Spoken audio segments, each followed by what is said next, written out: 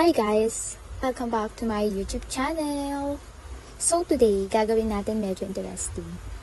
Kasi I took some online tests, an IQ test and personality test. And I want to share with you the results para makita natin kung accurate ba or nakaka-relate talaga ako sa kanila. So let's go!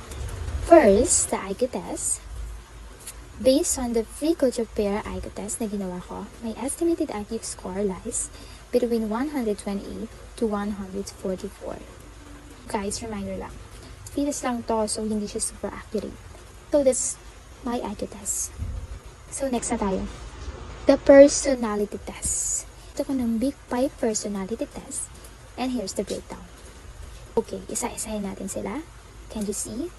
First, super low. Mahilig ako sa adventures. Adventurous ako eh. Mahilig ako sa bago. Open ako sa experience. So, that's not accurate. Okay, next. 1. This is super accurate. Hindi kasi ako organized na tao. Totoo, kasi minsan, mas chill ako kaysa super strict sa routine. So, yes. Next, yes. 83, sobrang taas nito. Kasi I really enjoy being with people. Socializing and sharing my energy. Kaya siguro bagay sa akin ng vlogging. Can you see? Char. No, walang ganun. Okay, next. 9. Mababa to. I am not a straightforward and also blunt. Ako yung tipo ng taong people pleaser. Yes, I am proud of that. I am a people pleaser.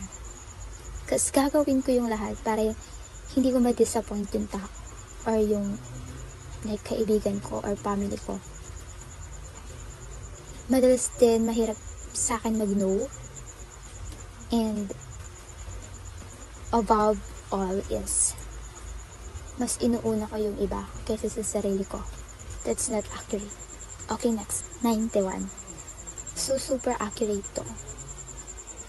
I can very emotional or reactive sa mga situations and mabilis ako ma-stress.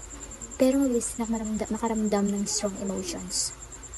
Like, I cry this time and later on, okay na ako. That's my strong emotions. So,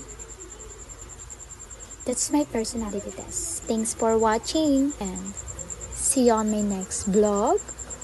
Uy, wala nang vlog. Thank you.